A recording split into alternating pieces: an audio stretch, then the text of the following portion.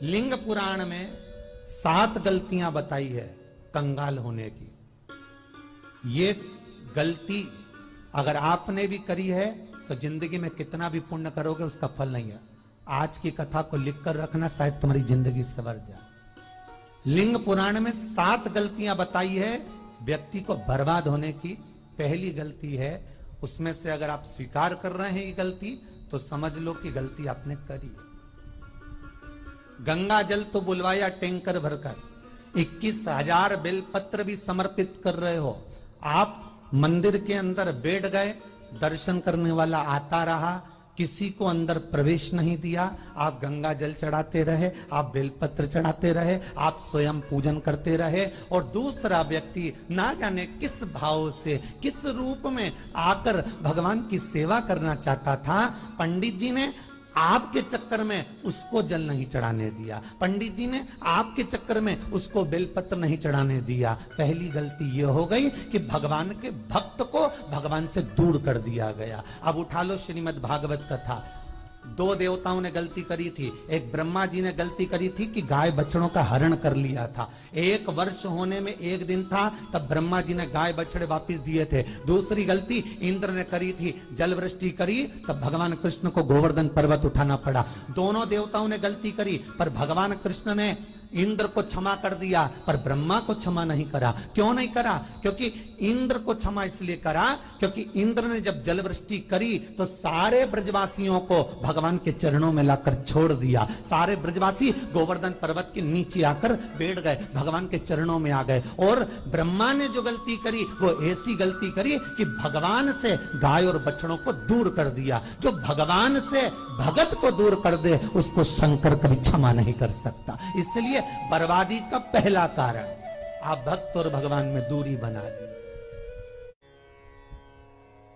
दूसरा कारण, भगवान की जब पूजन कर रहे हो, 21,000 बेलपत्र चढ़ा रहे हो, गंगा का जल चढ़ा रहे हो, चंदन चढ़ा रहे हो, अबीर चढ़ा रहे हो, गुलाल चढ़ा रहे हो, तो तुम्हारे भीतर ये अहंकार, जब तुम पूजन करके उठो तो उठते समय तुम्हारे भीतर अभिमान नहीं होना चाहिए कि मैंने जो अनुष्ठान करा उसके बराबर कोई नहीं कर सकता। तीसरा कारण कहा कि भगवान की सेवा तो आप कर रहे हो, भगवान की चाकरी में तो आप लगे हो, भगवान की आराधना भी कर रहे हो, दिया भी लगा रहे हो, धूप बत्ती भी लगा रहे हो, स्नान भी करा रहे हो, पंचामृत स्नान भी करा रहे हो, सारी पूजन अर्चना सब तुम कर रहे हो।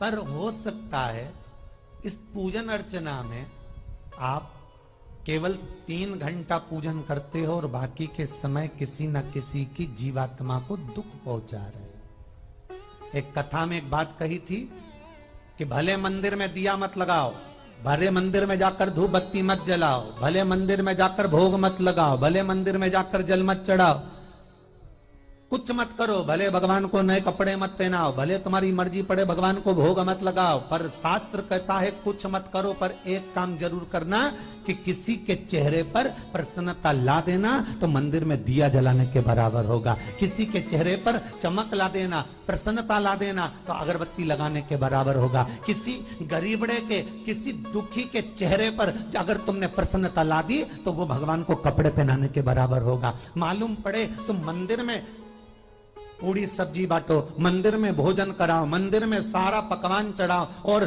कोई तुम्हारे कारण अगर दुखी है तो तुम्हें वो सुख का भान नहीं हो सकता। तीसरा कारण है हमारा, वो सुख नहीं मिल सकता। चौथा कारण है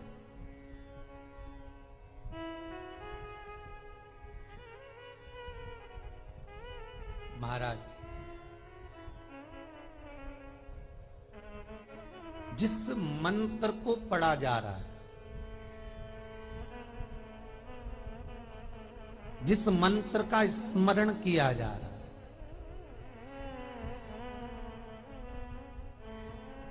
जिस भगवान की माला को हम जप रहे हैं, हम पाठ कर रहे हैं, उसमें त्रुटि। उठा लीजिए दुर्गा सप्तशती। दुर्गा सप्तशती का हिंदी अनुवाद में एक थोड़ा सा दृष्टांत दिया है, आपको मालूम होगा।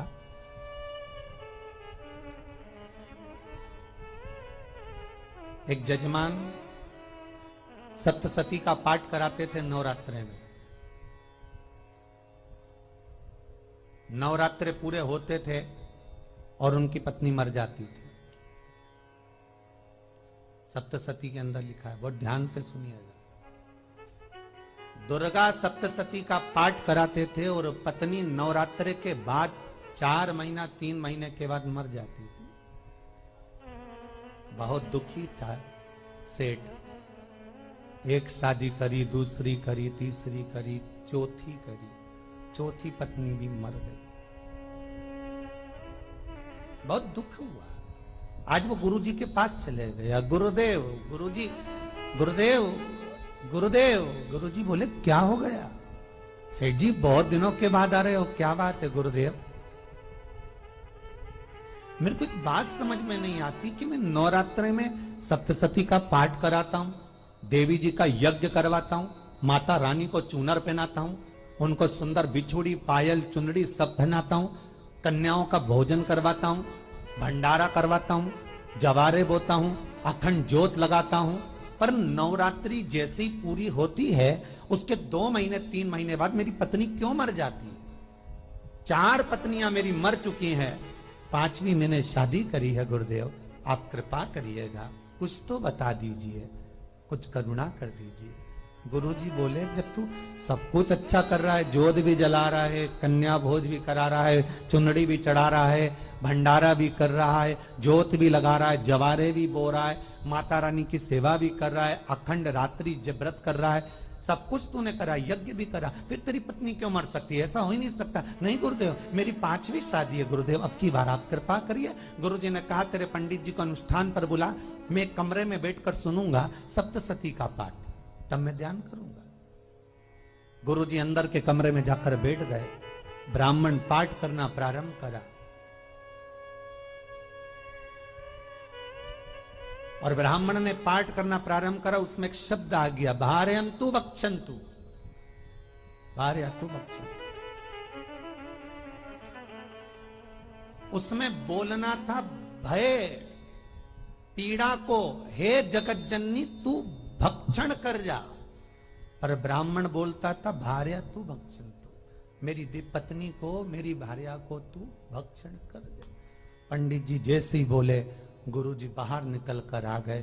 पंडित जी को रोका, रुकिए गुरुदेव, आप हर साल अनुष्ठान कर रहे हो जजमान के यहाँ और बोल देते हो भार्यन्तु भक्षन्तु, हे देवी तू मेरी पत्नी को खा जा, तो माँ हर बार उस पत्नी को निगल जाती है। निवेदन है, शब्द सुधार लीजिए, शब्द ठीक है।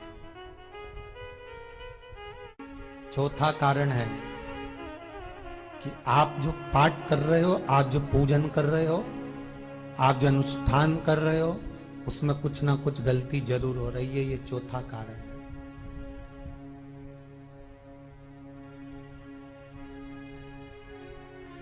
एक बार पूरे घर के लोगों को बिठाओ, अपने घर के लोगों को, मम्मी से पूछना मम्मी तुम कौन कौन सा पाठ करती हो?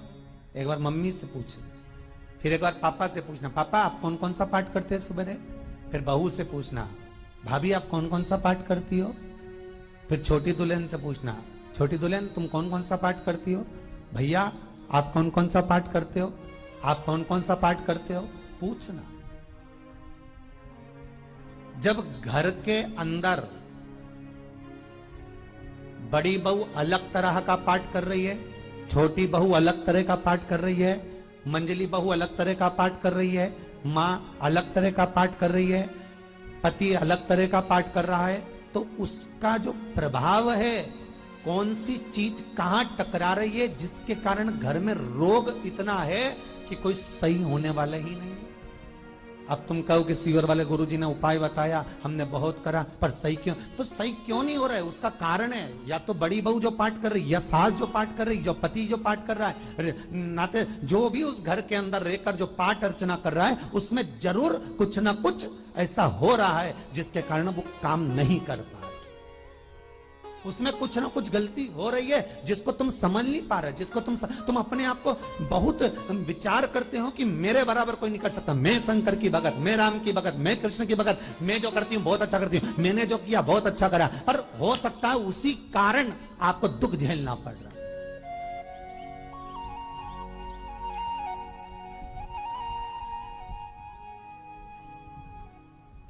उसी के कारण।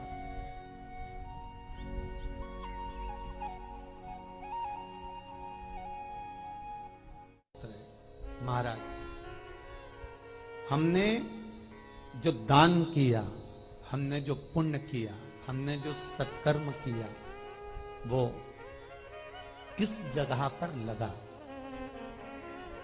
पांचवा सूत्र,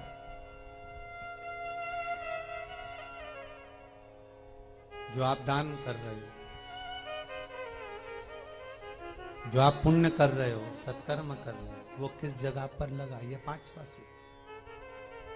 फिर निवेदन करेंगे, गाय, बेटी और लक्ष्मी 50 बार विचार करना, तब किसी को देना। बेटी किसी ऐसे को मत ब्याह देना जो जुआ खेलता हो, मदिरापान करता हो, मांसाहार करता हो, वेश्यावृत्ति करता हो। वो बेटी का सम्मान नहीं करेगा। बेटी रोएगी तो कन्यादान करने वाले को रोना पड़ेगा। दूसरे नंबर पर गौ माता, गाय ऐसे ब्राह्मण को दान मत देना कि ब्राह्मण के घर में खुद रहने की जगह नहीं और गाय को ले जाकर तुमने दे दिया और उस ब्राह्मण ने जब तक दूध दिया बांध कर रखा, एक तगाड़ी बाल्टी साड़ी के चक्कर में ले लिया, सोने के सींग के चक्कर में ले लिया और बाद में वही गाय कसाई के हाथ में बिक गई और कसाई ने काटा तो बद्दुआ तुमको लगी।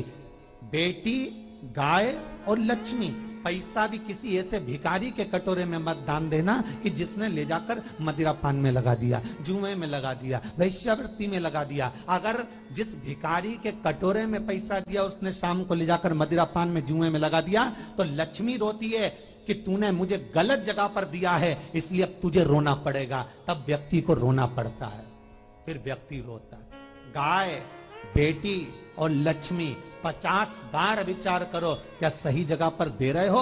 और अच्छी जगह पर दोगे तो संपदा भी बढ़ती है, सुख आता है। अगर बेटी सुखी रहेगी तो मायके के लोग सुखी रहेंगे, गौ माता सुखी रहेगी तो संसार सुखी रहेगा। और आपने जो धन दिया, आपने जो पैसा दिया किसी भिखारी के कटोरे में, अगर उसने गलत जगह पर लगाया तो रोना तुमको पड़ेगा। आशा है यह वीडियो आपको पसंद आई होगी। पंडित श्री प्रदीप मिश्रा जी द्वारा बताए गए शिव पुराण के अचूक उपाय अपने जीवन में उतारिए और लाभ उठाइए। श्री शिवाय नमस्तुभ्यम।